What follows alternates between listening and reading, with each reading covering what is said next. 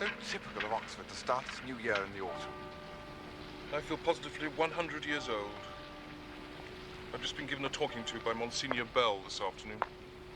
My tutor yesterday, and the junior dean. And now I've got to face Mr. Samgrass of All Souls. That'll make the 4th in 2 days. Who's Mr. Samgrass of All Souls? Oh, just someone of Mummy's. They all say that I made such a bad start last year that I've been noticed, and if I do not mend my ways, I shall have to be sent down. Charles, what's happened to us since last term? I feel so old. I feel positively middle-aged, which is infinitely worse. Well, I'm glad we had this little talk. Your mother will be so pleased. Would you care for a glass of sherry? I think I shall indulge in one myself. Thank you.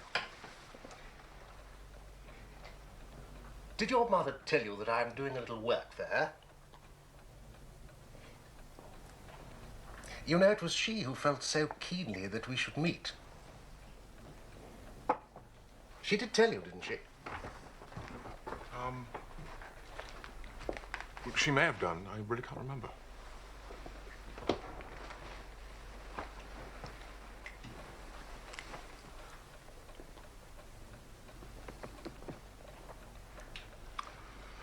Well, I must go. She has entrusted me with the compilation of a memorial work on her brother Ned. I say work, but of course it gives me immense pleasure. And what a delight to work at Brideshead. Quite my favourite house in England. I'm glad you like it. I have an essay to write. Yes, of course. Well, remember what I've said. I'm sure we shall enjoy our exploration together. And you'll know that any success in the fields of academe would bring great pleasure to your mother. Yes. Thank you. Goodbye. Goodbye, Sebastian.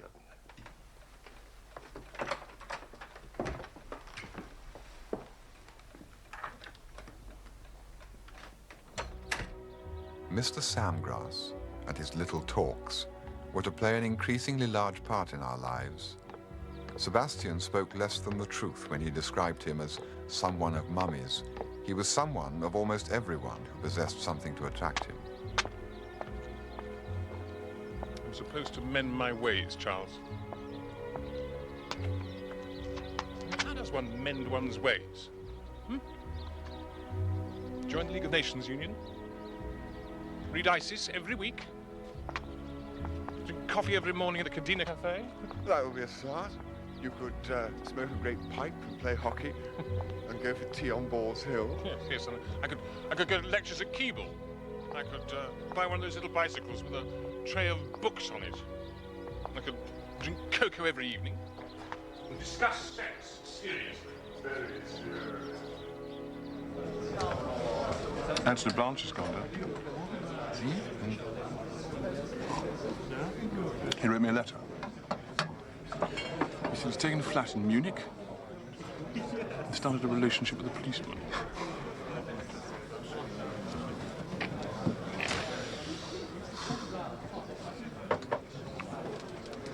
I shall miss him. Yes, I shall too. In a way. Anthony Blanche had taken something away with him when he went. He had locked a door and hung the key on his chain. All his friends, among whom he had always been a stranger, needed him now. Sebastian and I kept very much to our own company that time, each so much bound up in the other that we did not need to look elsewhere for friends. My cousin Jasper had told me it was normal to spend one's second year shaking off the friends of one's first, and it happened as he had said. Most of my friends were those I had made through Sebastian, and together we shed them and made no others. I kept a tenuous connection with the history school, wrote my 2 essays a week and attended the occasional lecture. Thus, soberly dressed and happily employed, I became a fairly respectable member of my college.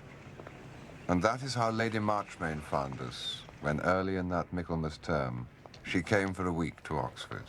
Oh, Mr. Ryder, a lady's been here asking for you, sir. She left this message. Thank you, Oates. am so pleased to have found you, Charles. I may call you Charles. Of course. I feel I know you so well from Sebastian. I've just had luncheon with him and Mr. Samgrass. Do you know who I mean? You may have met. And he's a very clever history don at All Souls. He's been taking a great interest in Sebastian. Yes, I heard. I hope Sebastian will appreciate his interest. I was so sorry to have missed you when you were at Brideshead. Everyone loves your paintings in the garden room. Well, it was very kind of you to let me stay so long. I think it was Sebastian who was fortunate to have you with him all that time. Is it true, as Mr. Samgrass tells me, that you are my son's only friend this term? Well, some people have gone down.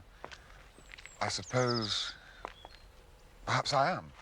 We do spend a lot of time together. I'm glad of it.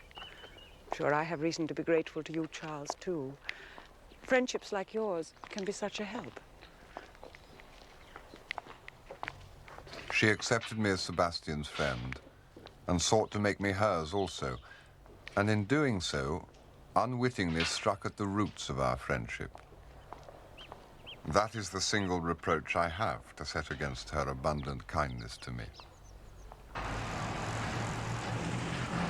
One morning, a week or two later, Julia arrived in Oxford, driven by a large man whom she introduced as Mr. Mottram and addressed as Rex.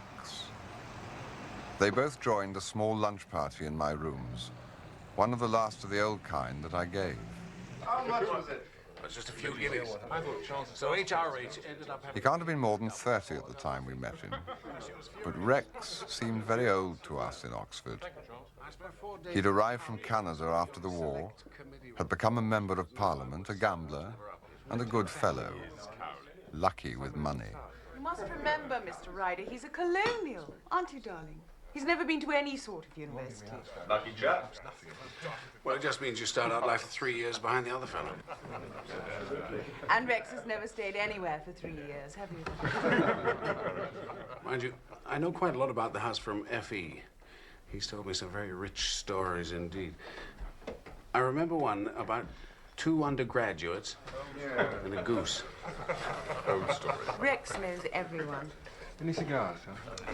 Darn, my cigarettes. Rex. Don't worry, I'll get them. They're in the car. Excuse me, gentlemen. Julia treated him as she seemed to treat all the world, with mild disdain, but with an air of possession. Look, I'm helping to organise a ghastly charity ball in London next month. You two absolutely must come.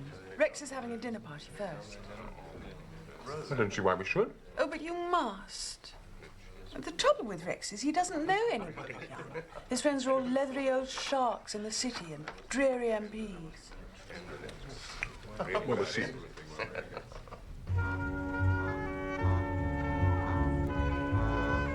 Come on, Charles! Sorry, London's been playing games with my cufflinks. Oh, boy, you're not coming, are you? Yes, aren't I? Delighted, dear boy, delighted. Well, that's a surprise. I suppose I have to go in the back. I suppose you realise this is going to be one of the most stupefyingly boring balls of the season. Well, I haven't been to too many balls this season, so that's all right. Mottram will lay on a good jag. Oh, Some careful. emphasis, what? Nearly lost to Bubbly. My God, Sebastian, you're not going to drive like this all the way to London, are you? I should be sick.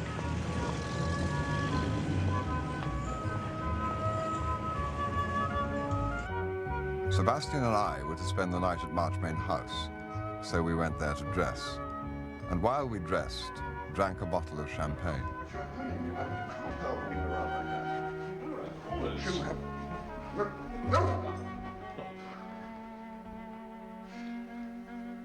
Oh, God, Julia, you're not even changed. I know. I'm going to be horribly late. You better go on to Rex's without me.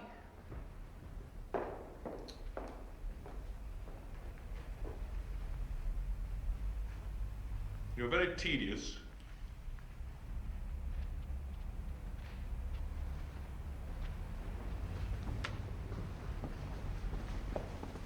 It's heavenly of you to come.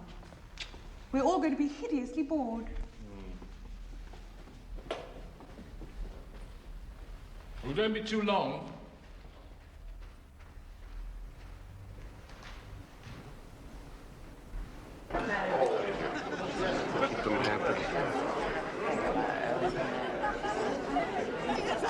Watch it down. Comfortable, I say, where on earth is Julia? How should I know? Probably gone to have dinner somewhere else.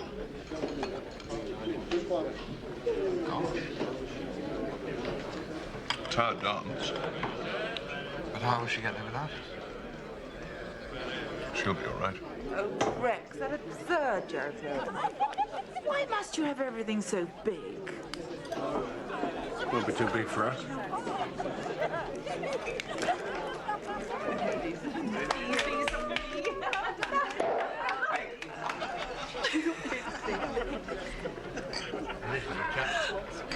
Let's chuck this ghastly dance and go to Ma Mayfield's. Who's Ma Mayfield? You know Ma Mayfield? Everyone knows Ma Mayfield of the Old Hundredth. It's the best club in town. I've got a regular there, a sweet little thing named Effie. They'd be the devil to pay if she heard I'd been in London and hadn't been to see her. So come and meet Effie at Ma Mayfield's. All right, let's go see Effie at Ma Mayfield. Now, we need another bottle of pop off the good Mottram. There. Cut the bloody ball and go straight to Ma Mayfield's. Look who's there. Ah, last.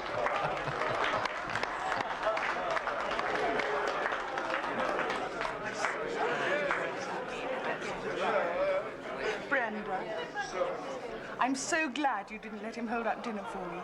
It's his Canadian courtesy. Well, thank God you're here. At last we can go. It's all very well, but you sure you know where this place is? Of course I do. 100 Sing Street, just off Leicester Square. We'll trade a car. Aren't we going to look in on the ball?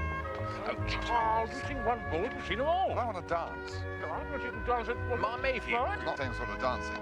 You better not drive. I'll drive. Very well. Know the way like the back of my hand. Jump in. Ready? Yep.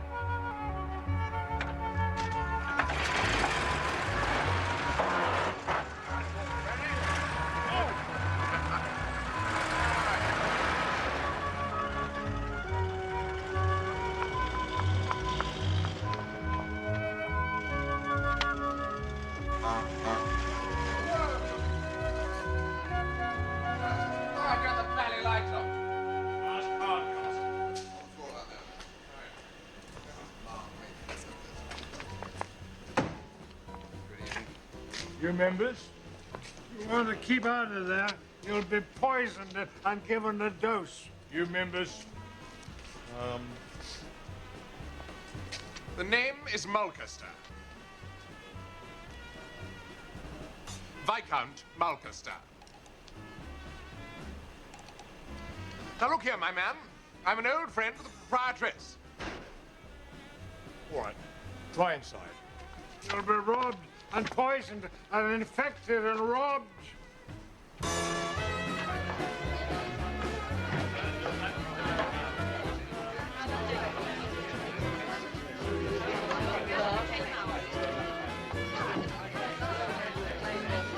You're not members here, are you, dearie? Oh, I say, it really is the limit. I'm extremely well known here. You wouldn't know me by now. Yes, dearie. 10 bob each. Absolutely ridiculous. Never had to pay to get in here before. Lucky, dearie. We're full up. Anyone who comes in after you is going to have to pay a quid. Now look, I insist. Let me speak to Mrs. Mayfield at once. You're speaking, dearie. I am Mrs. Mayfield. Well, Ma, it's so dark in here, I didn't recognize you with your fine. Well, you know me, don't you? Boy Mulcaster. That's all right, Ducky. Just give us your 10 bob each. Well, I will be all right.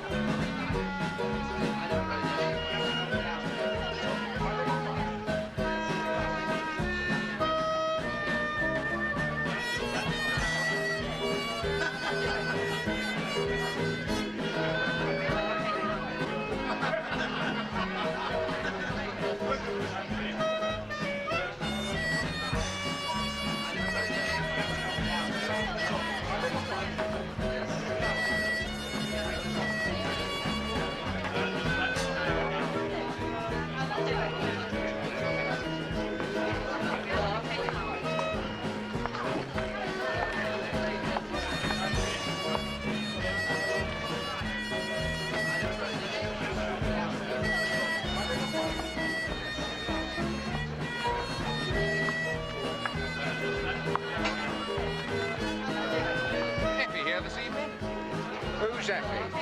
Effie, you know, one of the girls who's always here. Pretty dark one. Well, we've got lots of girls working here. Some dark, some fair, some you might call pretty. I haven't got time to notice. 30 bob. Say, it's a bit steep.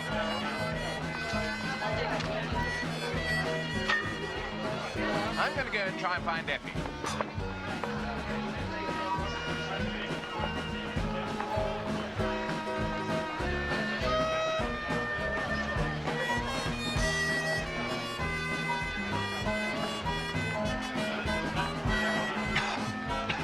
Cigarette. Thanks, old man.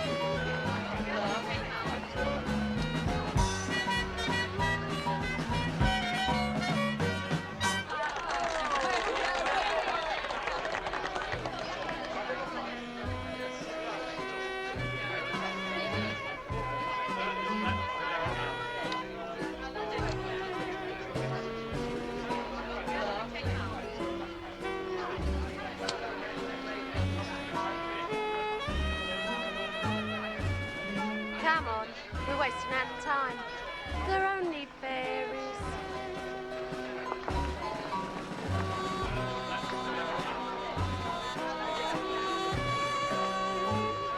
Look, you fellas, I found her. This is Effie. This is Effie. Lord Sebastian Flight. How'd you do? Charles How'd you Ryder. do? Effie, Can you get me some Effie. toast? Yes. That's another 6 bob.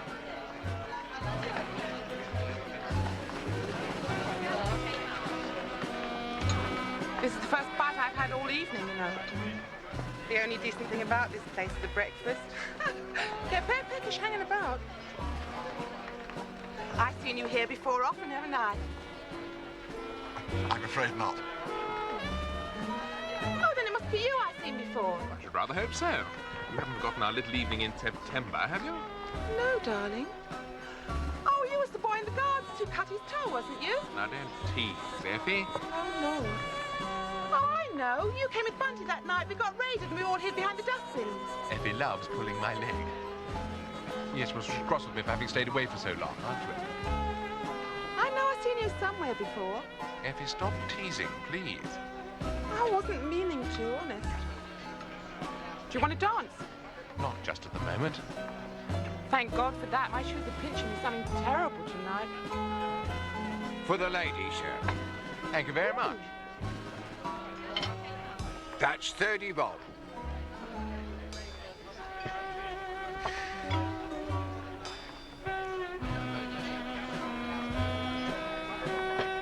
Thank you, sir. Cheers. Cheers.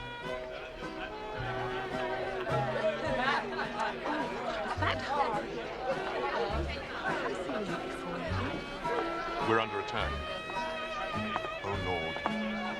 Death's head and the sickly child. Tell them to go away. Ladies, dear ladies, would you care to dance with my friend and I? Well, if you really want to. We don't mind, do we?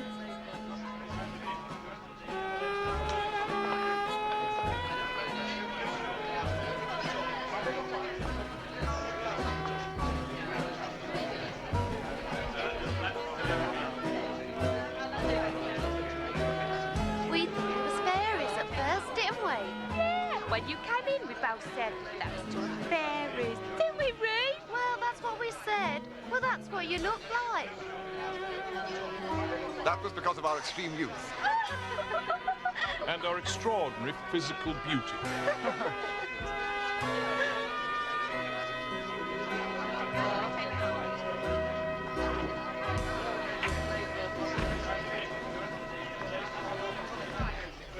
I think you're very sweet, really. Well, I think you're very sweet too. Hey, how about a little party? Just 6 of us over at my place. Certainly. Boy, we're off to a party. No, just the 6 of us. This very charming young lady says that she's got somewhere to go. Oh, I must go and tell Mrs. Mayfield we're going out. Come on, Effie. It was still early, not long after midnight when we regained the street. The commissionaire tried to persuade us to take a taxi, but we piled into Hardcastle's car, and there lay our mistake.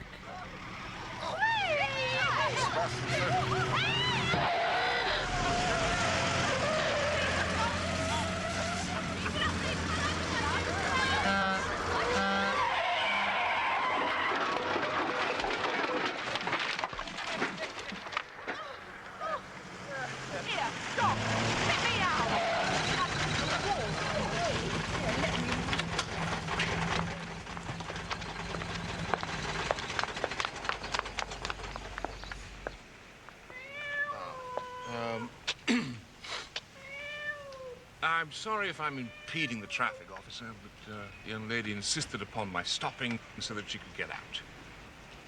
She will take no denial. As you will have observed, she was pressed for time, a matter of nerves. Here, let me talk to him. Be a sport, handsome. No one's seen anything but you. The boys don't mean no harm. I'll get him into a taxi and see him home all right. Now, look here, my good man. There's no need for you to notice anything. We've all been to Ma Mayfield's. I reckon Ma Mayfield pays you a pretty good retainer to keep your eyes shut. Well, you can keep them shut on us as well. And you won't be the loser by it.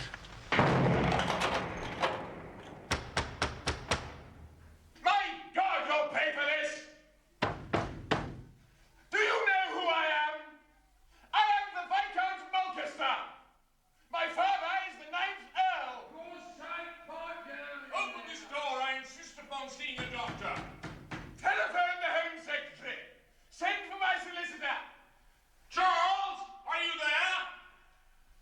Yes, I'm here. This is a hell of a business.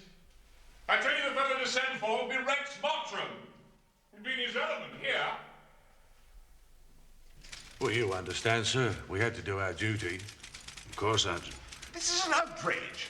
I demand my legal rights. It was for their protection, sir. I'm sure you did the right thing, Sergeant. And we decided to let the young ladies go, sir. A cigar? Oh. Thank you very much, sir. Sergeant, do you think we could keep this incident between ourselves? No, sir. I'm afraid it's too late for that. The report's already gone upstairs and we've taken the young ladies' names as witnesses. I see. Mottram, I intend to sue for wrongful arrest. Tell him. Be a good fellow, Mulcaster. Leave all the talking to me. Is there anything else, Sergeant? Yes, sir. If you'd like to complete the formalities, sign for the sureties. If you gentlemen would like to sign for your possessions. There, sir, please. Thank you, sir. Thank you, Sergeant. Good man. All right, sir. Thank you, sir. Just under there, sir, please. Better all be there.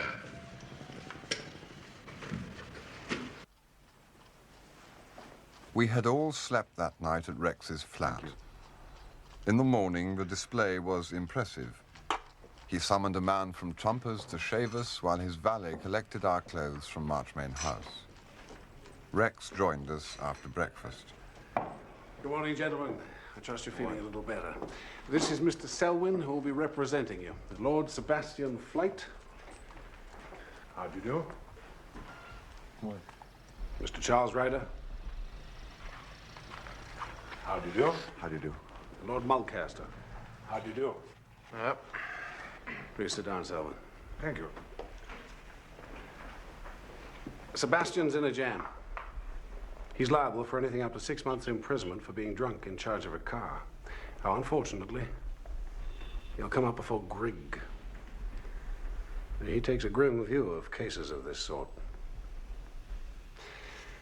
Now, all that will happen this morning is that we shall ask to have Sebastian's case held over for a week to prepare his defense. But you two will plead guilty, say you're sorry, and pay a $5 fine. I'll see what can be done about squaring things with the evening papers. Though the Star could be difficult. Now, this is important. Remember to keep out all mention of the old 100th. Now, luckily, the tarts were sober, so they've not been charged, but they've taken their names. Now, if we try and break down the police evidence, they'll be called and used as witnesses. We must avoid that at all costs, right, Mulcaster? Good. We have to swallow the police story whole and appeal to the magistrate's better nature not to wreck a young man's career for the sake of a single boyish indiscretion. It'll work out all right. And we shall need a Don to give evidence of good character. Julia tells me you have a tame one called Samgrass. He'll do. Meanwhile, your story is simply that you came up from Oxford for a perfectly respectable dance, were not used to wine, had too much, and then lost the way driving home.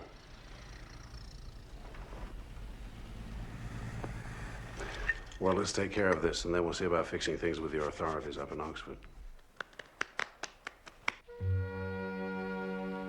Everything happened at court as Rex had predicted. At 10:30 that morning, we stood outside Bow Street Magistrates' Court. Mulcaster and I had paid our fines and were free men. Sebastian was bound over to appear in a week's time. My Bob is monstrous. They should have cleared us. They put themselves totally in the wrong when they refused to call my solicitor. Don't see why they should get away with it. Mulcaster is all over now. Anyway, I'm off to the city. My great-uncle's just snuffed it. Taxi!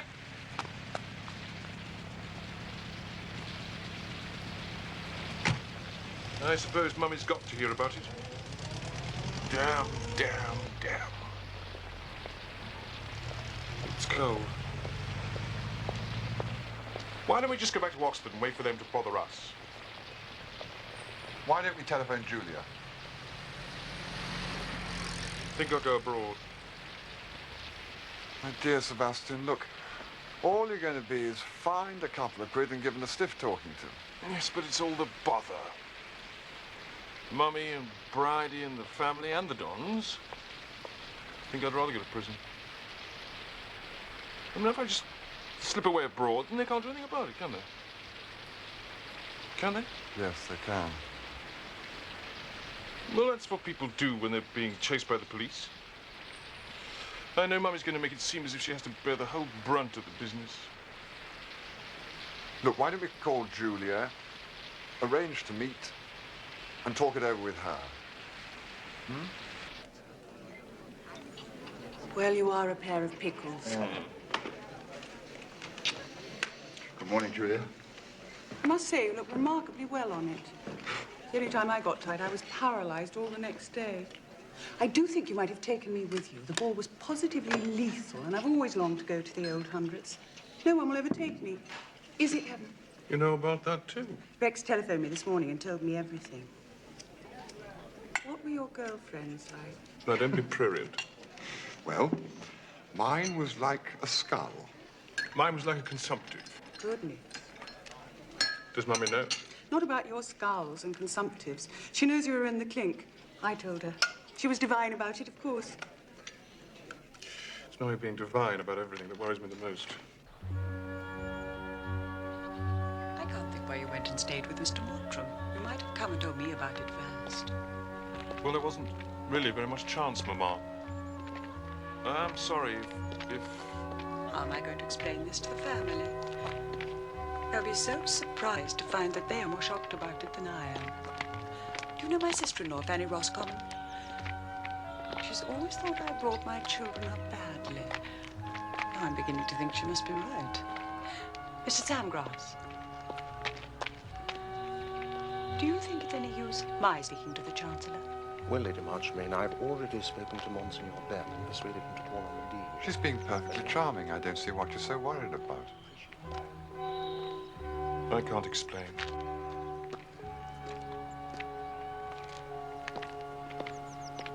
Mr. Samgrass, how long have you known Lord Sebastian Flight? Since he first came up to Oxford. I am an old friend of the defendant's mother, Lady Marchmain. What impression have you formed of his character? I would describe him to you, sir, as a model student. My deep regret is that a brilliant university career may now be at stake. Is this type of incident In his character at all, would you say? I would say it was entirely out of character.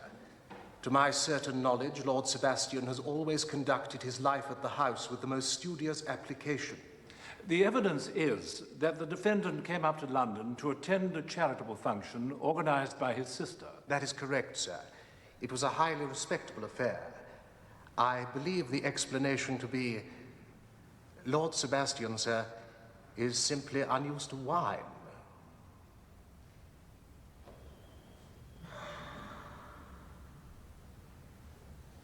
The law of England is the same for an Oxford undergraduate as it is for any young hooligan. Indeed, the better the home, the more outrageous the offence. It is purely by good chance that you do not bear the responsibility for a serious accident.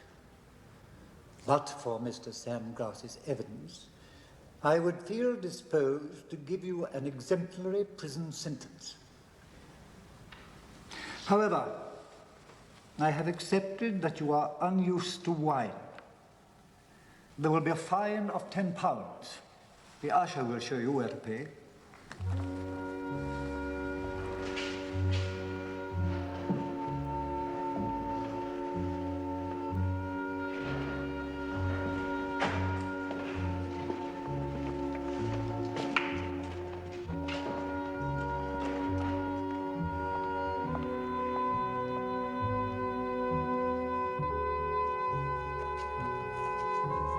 We were both gated for the rest of the term.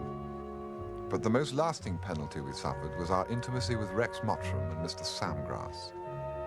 But since Rex's life was in London, in a world of politics and high finance, and Mr. Samgrass is nearer to our own at Oxford, it was from him we suffered more. For the rest of that term, he haunted us.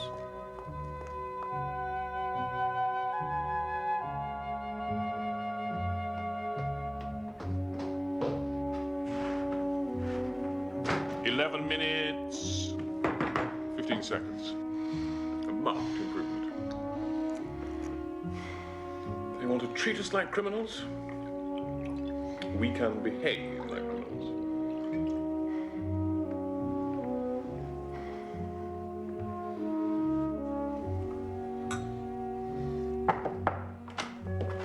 Good evening, Sebastian. Ah, Charles.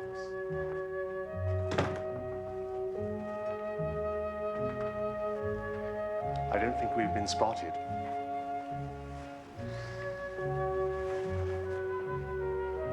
How delightful.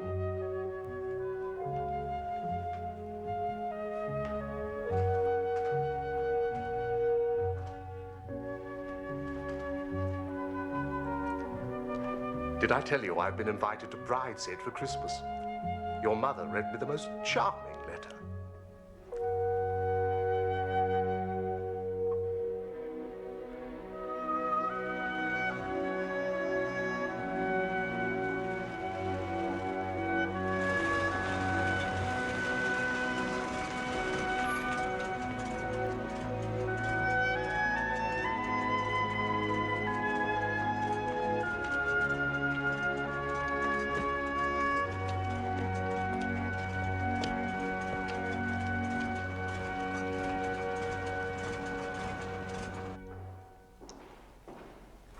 Charles, how good to see you. You find me in solitary possession. How are you? Very well. I gather Sebastian's out hunting. Yes, we've had a lawn meet of the Marchmain hounds. A deliciously archaic spectacle. All our young friends are in pursuit of the fox. I've been spending a cozy afternoon by the fire. Sebastian, you will not be surprised to hear, looked remarkably elegant in his pink coat. Would you like some tea? Your arrival emboldens me to ring for some.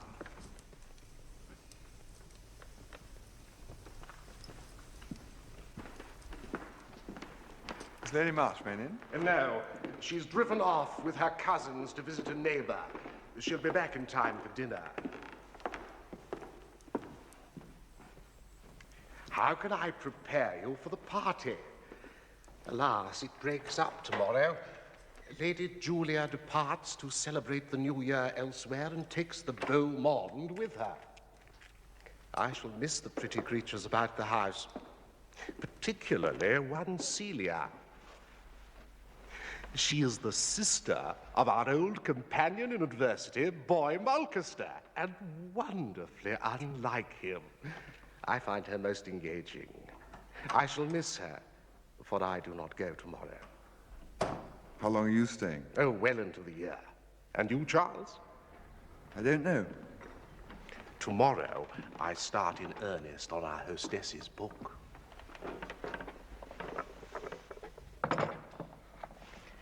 Thank you. Which, believe me, is a treasure house of period gems.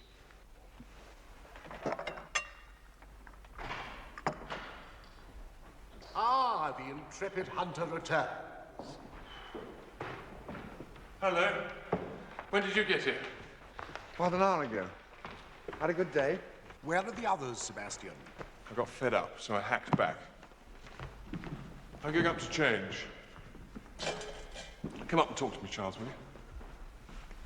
Well, no doubt see you later, Mr. Samgrass.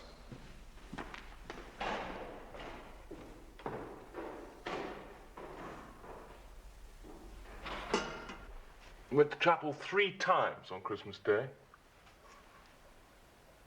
Mummy found some eunuchs to sing high mass. Sounded very peculiar. Well, we had the village choir bawling at us from the minstrel's gallery. And cousin Jasper dragooned us into playing endless games of bridge. Will I know anybody who's here? No, shouldn't think so. They're all people of Mummy's and Julia's.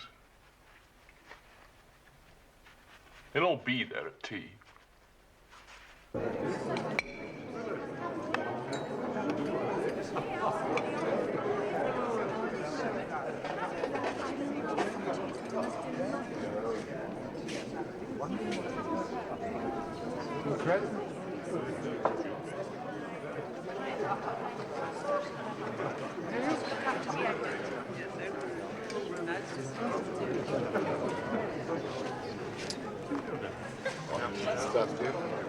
Hello, Sebastian. See what I mean? Absolute zoo. Charles, you've arrived. Hello. Hello, Cordelia. Did you have a good Christmas? Quiet. I'm going to ask Mummy if I can stay up especially late tonight in honor of your arrival. Oh, that'll be fun. Sebastian, what happened to you? Oh, I got bored. Well, you missed the best part again. We had the most tremendous gallop across Springfields, 6 jumps to Plattswood, and I only just managed to stay on. Well, we all know how brave you are. Well, I'm braver than you, and I've only got Mr. Beelzebub. Quite a good day's sport. Oh, Sebastian, good to see you. Hello. I think the hounds have been trying to form us. We dragged They pressed very hard. Probably why we made the kill. Ah, Ryder. How are you? Hello, buddy. Very well, thanks. When did you get here? Oh, Sebastian. What happened to you after you left the home woods? I came back early. I looked all over the place for you. I suppose you could come on Monday.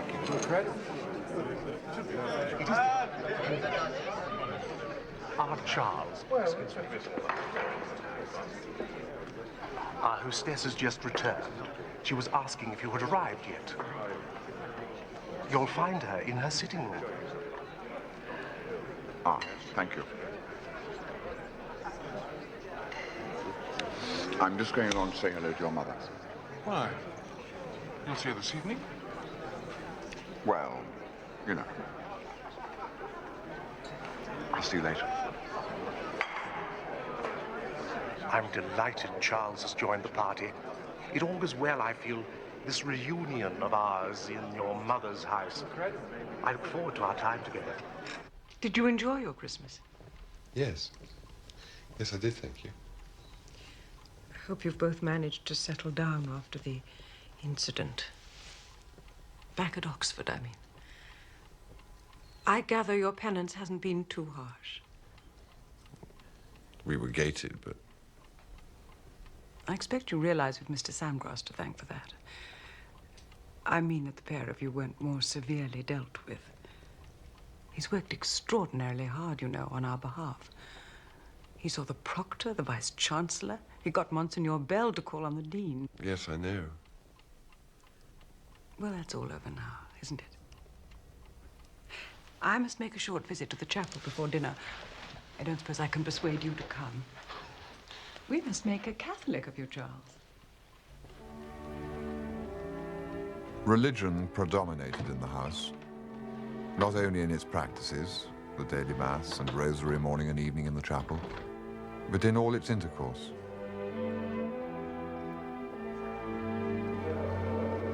Who's coming to chapel for the rosary?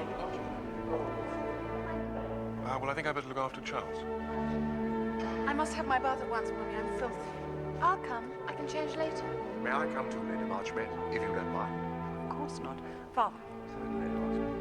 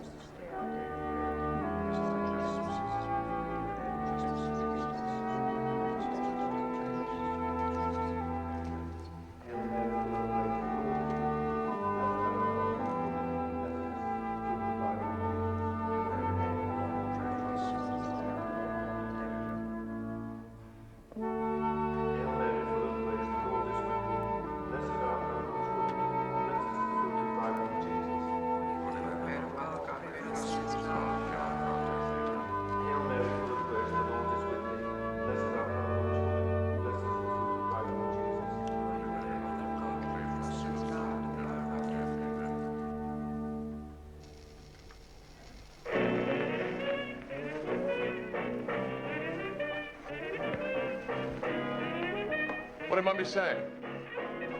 Oh, she spent most of the time singing Samgrass's praises and reminding me of our obligation to him.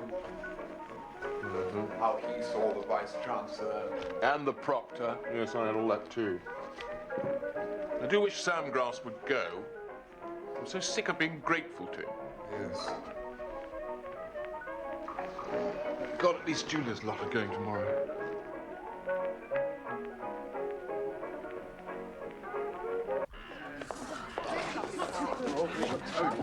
Yes. Goodbye, Charles. Lovely Happy New Year. Yes.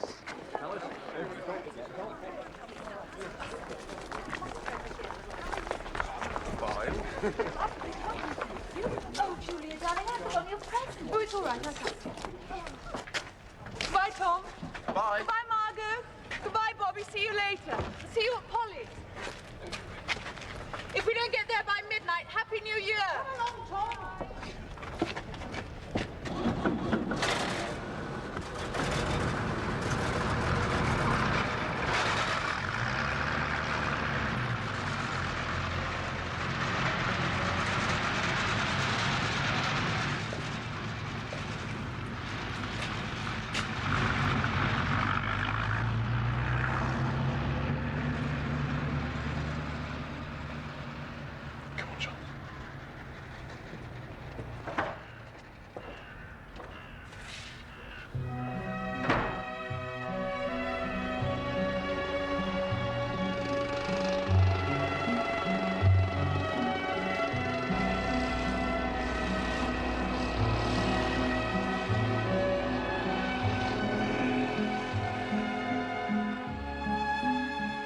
For a fortnight, we remained at Brideshead, leading our own life.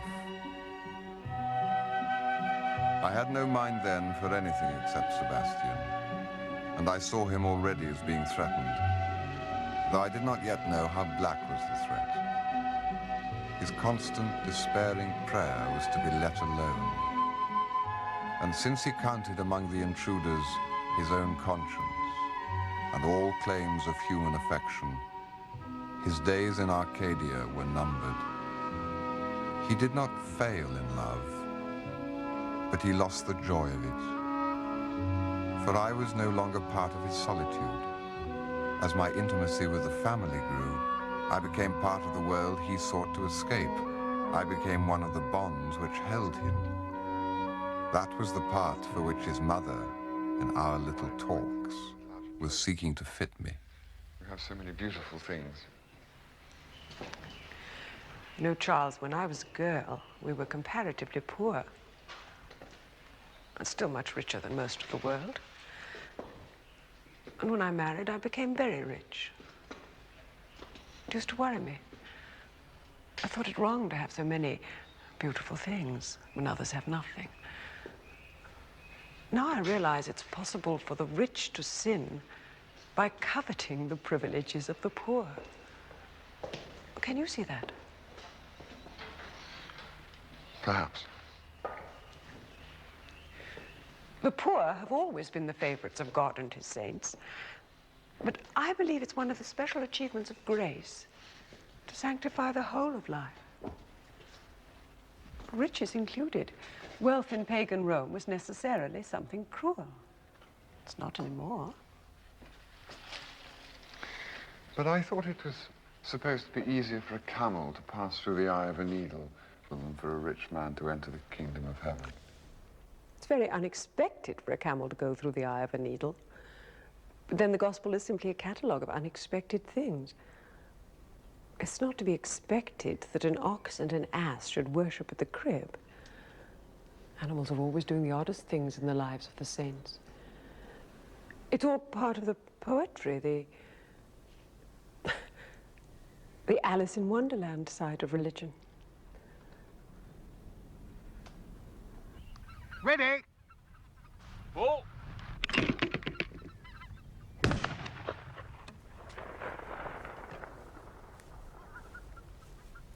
Ready? Pull. Hello? Where have you been all morning? With your mother. Oh, God. Not of her little talks? Well, I can't help it if she thinks I'm ripe for conversion. Ready? Pull.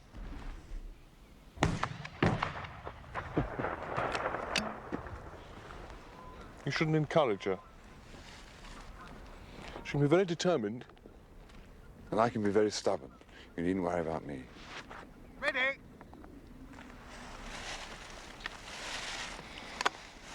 Pull.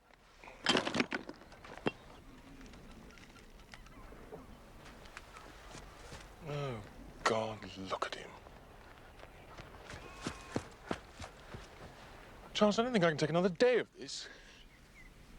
Why don't we go away somewhere? Where? I don't know.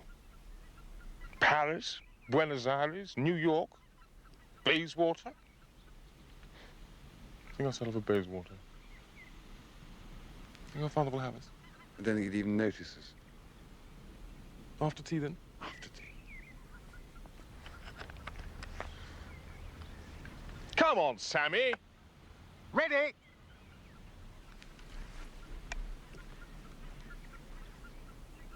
Full. Charles!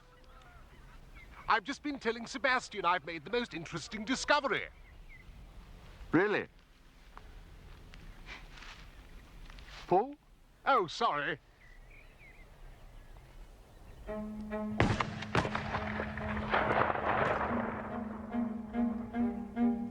That Hilary term at Oxford, we took up again the life that seemed to be shrinking in the cool air. The sadness that had been strong in Sebastian the term before gave place to a kind of sullenness, even towards me. He was sick at heart somewhere. I did not know how, and I grieved for him, unable to help.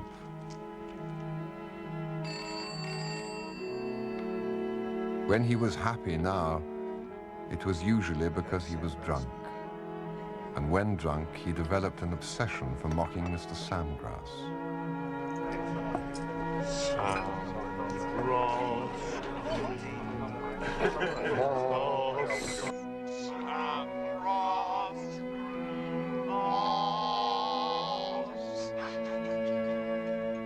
All this Mr. Samgrass took in good part, as though each outrage in some way strengthened his hold on Sebastian.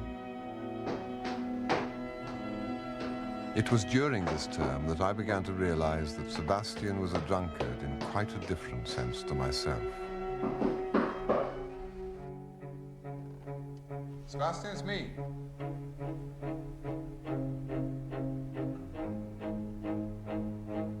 Are you there?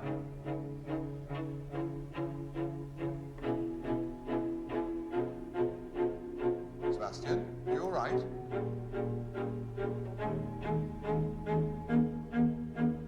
What's the matter? Can I help? I got drunk often, but through an excess of high spirits and the love of the moment and the wish to prolong and enhance it, Sebastian drank to escape. Nothing's the matter. As we together grew older and more serious, I drank less, he more. Then, a succession of disasters came upon him so swiftly, Nothing to be done. and with such unexpected violence, that it is hard to say when exactly I realized my friend was in deep trouble. But I knew it well enough in the Easter vacation at Brideshead. Charles, go away. There's